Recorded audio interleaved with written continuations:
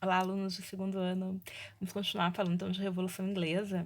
Bom, então a gente parou no último vídeo, se não me engano, quando nós falamos sobre a vitória, né? Então, do New Model Army, né? Dos Cabeça Redonda contra o rei.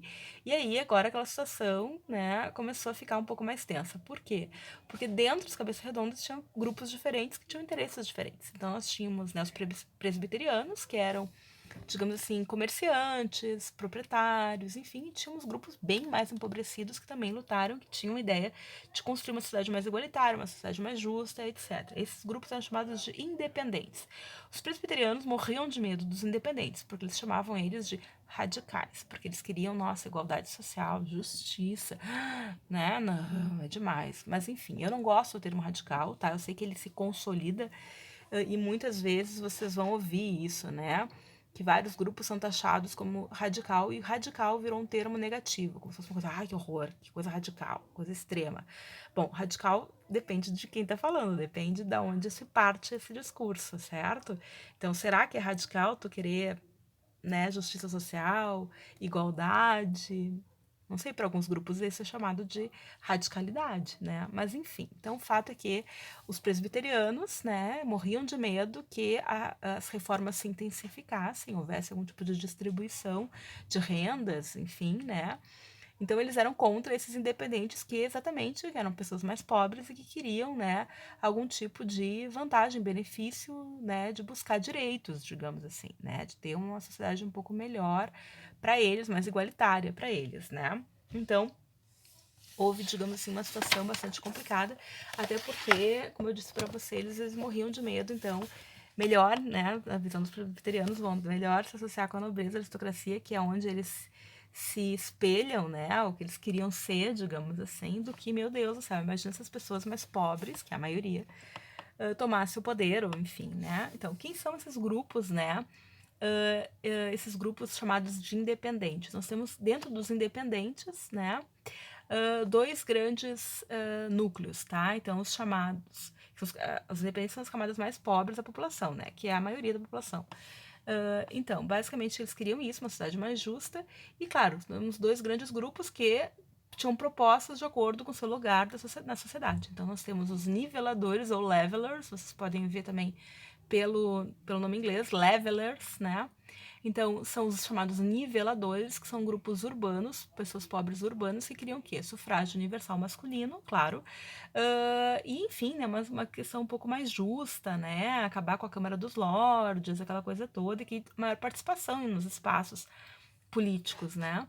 Enquanto os chamados diggers, né, diggers ou cavadores, eles eram então os pobres rurais, eles queriam reforma agrária, eles queriam direito à terra, né? Eles estavam muito associados àquelas ideias das terras comunais que vinham desde o período medieval e que estava sendo destruída nesse período, certo? Então esses grupos eles vão fazer uma série de pressões, enfim, mas vão acabar sendo perseguidos, esmagados futuramente, né? E o fato é que os presbiterianos morriam de medo e que pensavam, bom, vamos botar de volta o Carlos I no poder, vamos tentar controlar ele, mas é melhor ele do que imagina se a população pobre, né, consegue mais poder, né? Enfim, consegue ter uma vida mais justa. Então a ideia era essa. Porém, o Cromwell, né, que também tinha ambições políticas, ele impede que isso ocorra, né? Enquanto tá essa briga dentro do parlamento, dentro dos Cabeça Redonda, o Carlos I vai fugir, né? Vai fugir para a Escócia, vai tentar, né, organizar um exército, né, para invadir a Inglaterra.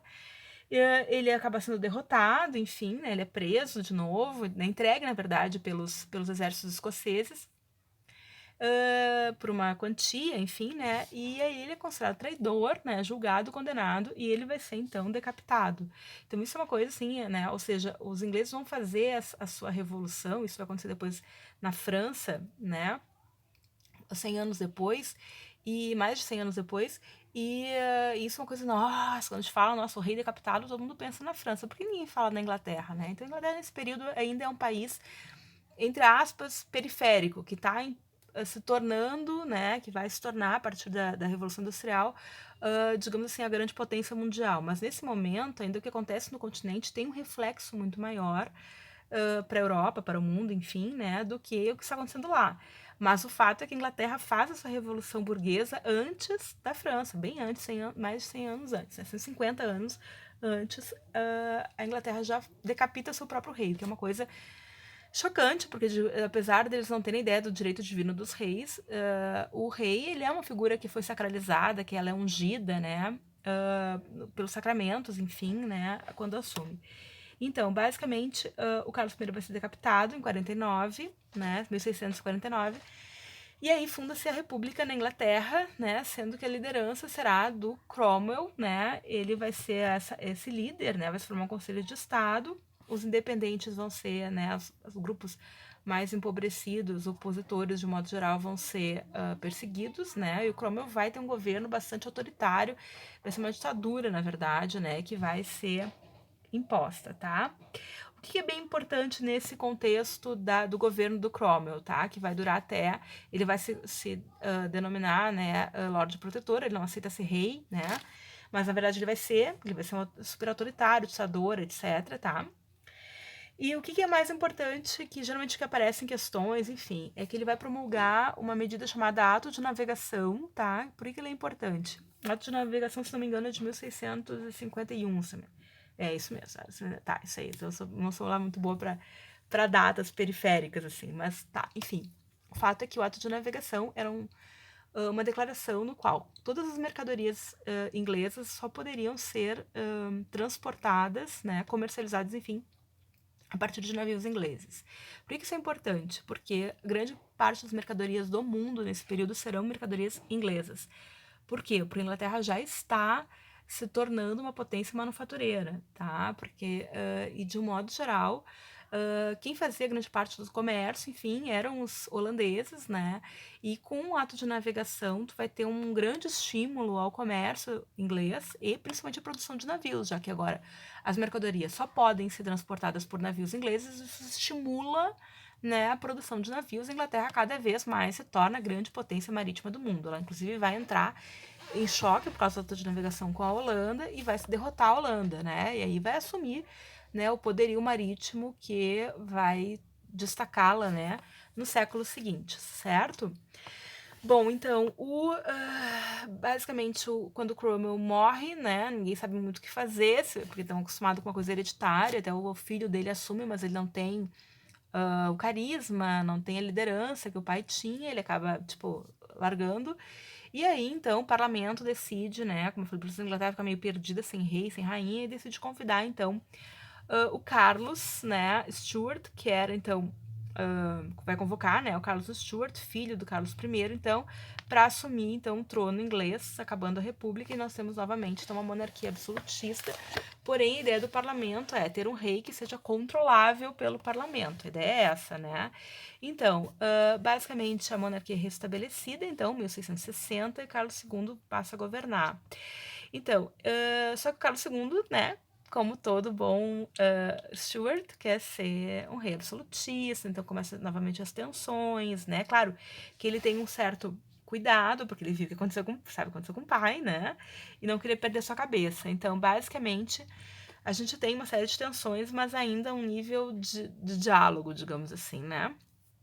E o parlamento também, entre ter um rei, como eu disse para vocês, e a população, né, poder se insurgir, a população poder tomar o poder, né, de um modo geral, quem está no poder tem horror de povo, né, não gosta de gente, não gosta de povo, gosta de pobre, de modo geral, né. Raras vezes nós tivemos, de fato, né, podemos visualizar governos que tinham esse, né, interesse, digamos assim, de observar as necessidades da população.